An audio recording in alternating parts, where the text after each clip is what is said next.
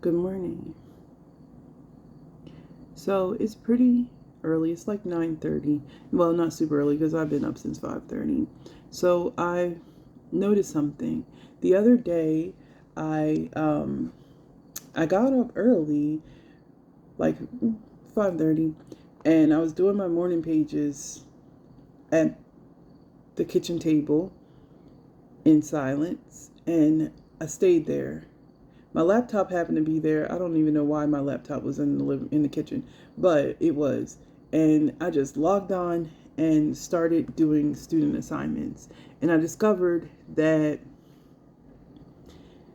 my focus actually isn't as bad as I thought it was. It's just me like not putting mind over matter and allowing myself to be distracted. So at that point in time, keep in mind when I do my morning pages, my phone stays on the charger way in the bedroom. So there is nothing to distract me but me. If I start looking at other things in the browser, that's on me, right? So no sounds, no nothing. I didn't even use that study music stuff that I use when I go to the library. I just opened my laptop, looked at what was due, in order because I have those things organized in Notion, and I just started going down the list and I was just knocking stuff out. So that's my plan to do today. I have an assignment that's due tomorrow. I shouldn't have waited till last minute, but yesterday I had a horrible day at the library. It was, it was, it was, I'm laughing because it was just like so freaking annoying. You ever get so annoyed that you can't do anything but laugh? And so I spent a day, um, like doing DoorDash and Shipt, and I said, tomorrow I'm going to spend a day in the library. And I went to a random library and just trying to do something different. And I went to a different library, and somebody's phone kept going off. It was very small, number one, so you could not hear it. It's not like those libraries that are a little bit larger, so somebody's phone going off doesn't sound so loud. It was loud as hell, and it was like, hello Moto, who in the world still has that ringtone? I was just like, are you serious? And it kept happening. Like, she didn't turn the ringer off. The person just kept calling even though she kept responding, and I'm just like, y'all can't be serious. And then there was some homeless people in there like shuffling around and messing with stuff, and the librarian telling them to leave stuff alone and that they can sit here or they can sit there, and like kind of loud, and I had my headphones on. And then there was a couple of people that might have actually been studying, and just so much conversation going on. And then the freaking snack machine vendor shows up, and all you hear is clink, clink, clink, clink, clink, clink, clink with this money and bags. And I was like, this, you can't be serious. Like, I'm not going to get anything done. I just packed up and decided to make money for the rest of the day. I was so pissed off and so irritated. I just couldn't get my brain to come to a point of focus. So this morning, I decided to eat breakfast, and I am having a cup of coffee, and I'm going to dig in and do my work. Going back to school is not easy. It is more of a challenge than what I ever expected. I am a person that like considers themselves a lifetime learner. Like, I'm always digging for something. I always got to know. Primarily, I've been big on like self-development, and I mean like self-help material, and like metaphysics and esotericism. I have studied a significant amount of science on my own as well. I just like that stuff because it ties in with herbalism a lot of the time. But there's a lot of things that I do like to study, but it's like I'm studying it on my own. I'm pulling the browser up so I can refresh and get to what I got to do today. But it's like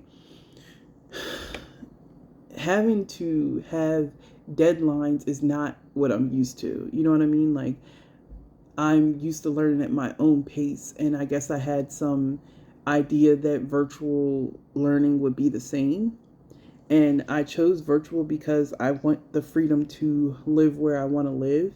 Um, and I decided to sign up in my home state where I'm getting in-state tuition and stuff like that. So it's going to be a really reasonable price. Actually, it's free. which helps me a lot as a person who's been unemployed for several months. Eventually, I'll get a student loan, like reimbursement thing, or student or financial aid, whatever you call it. I'm gonna get a check back basically that'll help me cover some things. But it's, and that's great. But more importantly, the reason I decided to go back to school now at 38 is because, so cue the waterworks, but this is inner child work. And so I know you heard me blah blah blah about going back to school, but now let me get to the spiritual side of it. So this is inner child work. And once upon a time ago, as a teenager, I used to be a part of a college prep program called Upward Bound. And basically, they take people who are underprivileged, underserved, under-earning parents, whatever, and that are good students, but you basically wouldn't be able to afford school. Or you might not know how to afford school, how to go. So they teach us how to take the SAT. You go like in the entire summer. It's like 8 or 10 weeks out of the summer. You go at least a week in a month, I think, during the school year. And you get stipends, you get money for it, and they are helping you get up to par to go into college, right? College is very different now than what it was before. If you didn't get a certain SAT score, you just weren't getting in. If you didn't have certain grades, you just weren't getting in, and that included the community colleges. These days, it's like they don't care. They let anybody in that has money to come. You can come. But back then, no. So anyway, I attended that. I worked 40 hours. I went to school. And I grew up in a very toxic environment. And unfortunately, when I saved money and stuff like that, but from my job and from the checks that I got from Upward Bound and everything, I was very frugal with everything, with my money, because I had a dream, which was to I wanted to go to Howard University, and I wanted to study English, like my idol at the time. That was Toni Morrison, may she rest in peace. That's what I wanted to do. And, fast forward to senior year, my family did not want me to go to DC, which is probably 2.5 hours from where I was at. It wasn't very far, but they didn't want me to go to the city. Anyway, nonetheless, at the age of 18, I discovered that more than what I knew, because I did know, but I didn't know it was to that extent. More than what I knew, my family had put a ton of things in my name. I basically graduated high school with like $20,000 worth of debt because of my family member using my name and social security number, different dates of birth, and all this other kind of stuff to open up cards and accounts and things like that. And I discovered that the several thousand that I saved, I probably saved around 5,000 or 6,000 in high school from working. It was all gone. Everything was gone, and I had no credit, no nothing. So I had no choice but to depend on family members to go to school, to sign up for financial aid, to like co-sign on my loans, because I couldn't even get that. I'm not born with a blank slate. I'm not like graduating at turning 18 with a blank slate. I'm turning 18 with really bad credit and identity fraud. And so, fast forward, I got through my freshman year with support. The following year, I lost support from my family because they had their own thing going on, and they just was like, basically, F you and anything else. And I was on my own in my 20s, and no matter what I tried, when I would go to the financial aid office telling them, like, I don't live there, I don't live with these people, I live on my own, why do I need their tax information? They would just keep sending me away. And I got tired of trying. At some point in time, I did pay cash for CNA class. I just broke it up into a payment plan, and I paid that, and that allowed me to get into an arena where I was making more than minimum wage. not a lot more, but more than minimum wage. That's me in my 20s. I struggled hard. I did nothing but rent rooms because I couldn't prove my identity to even get into an apartment. It was real. And you know, I think that, I mean, obviously I forgive said family members, but I do think that, I guess I'm double minded about it. On one hand, I think that they didn't know how badly it would affect me in the future. Like, I think that, they call themselves doing something to get by, and then, it got out of hand, and now it's not something that you can afford to pay back or afford to fix. And obviously, boom, I turned 18 the next thing you know. And what I didn't appreciate was the attitude about it, and the attitude of like, okay, now you're on your own and it's your problem now. But fast forward, I ended up declaring bankruptcy because I spoke to a lawyer about it, and they told me, like, if you're not going to sue your family member, which we understand, then this is what you need to do in order to get free of all of those things. So when I was about 25, 26, that's when I did that. So now I'm 38, so that bankruptcy has actually already fallen off. But that's what I had to do to clear my name of everything and to be able to live like a normal person. But in all of that time, inside of me was a child that just had a dream of studying. I wanted to go study journalism, English, and communications, and study journalism. And I wanted to work as a magazine editor in New York. That's what I wanted to do when I was that age. I wanted to do that and like eventually have my own magazine and just sit down and start writing novels, and then one day start writing movies. That was my plan back then as a kid, as an 18-year-old kid, 17-year-old kid when I graduated.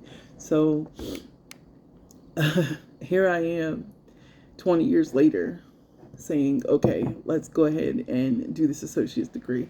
So luckily I have credits from then, and at some point in time I did try to attack this dream in my late 20s. So I had a couple more credits from another school where I had a job that paid for those credits. Yeah. And it's a big deal for me, and I feel like a responsible mom when it comes to my inner child. I'm laughing at myself at that analogy, but that's how I feel, because your inner child lives for forever, and it feels the mistreatment or whatever wrong thing that was done towards it. It feels it, and when you go back and correct and make those things right, like, I know that an associate's degree is a small thing. It's not the bachelor's that she wants, but and I will. I'm just cutting my cost as an adult would do. I'm cutting my cost, but it's like doing this shows her that I mean business. It shows her that I need her. I need the creative side, and the creative person, the passion driven person that I was at a young age. I need her now in order to have the career that I want to have the life that I want to have. And so I love her enough. And I'm not just saying that, like, I mean, I get it. Different people's traumas are different things. But if in any way you can go back and rectify what was done to you, to your inner child, and there's different levels to this, right? Like there's certain things that are more emotional, I guess. Because I'm not saying that it wasn't emotional. Obviously, financial abuse is emotional.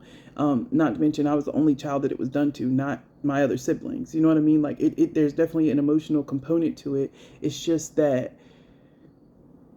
being able to physically do something about it, like say, okay, let's turn this around. You had a dream of doing this, let's do that. You know what I mean? I can't take back verbal abuse. I can only talk to myself kinder. You get what I'm saying? I can only tell my inner child, you know what, you didn't deserve that. You're not that. You're this. You know what I mean? It's a different type of behavior. If you have some kind of dream that was taken away from you because of abuse, or growing up in a toxic environment, or so be it, because sometimes you get older and you get in relationships where people are horrible and steal dreams from you. If you can rectify it, do it. And if you can't rectify it because you think you can't rectify it, ask for help, and the universe will meet you. the divine is waiting for you to become whole or to make yourself whole in any way that you can. And so I feel very, very blessed that I'm able to do this right now, and I'm planning to give it my all. It is not easy to bring yourself to focus. It's a challenge, but I'm feeling more like myself as I do this. I just wanted to share that, and let me know if you are working on inner child issues and if you're going back to school like me as a whole adult. Okay, bye.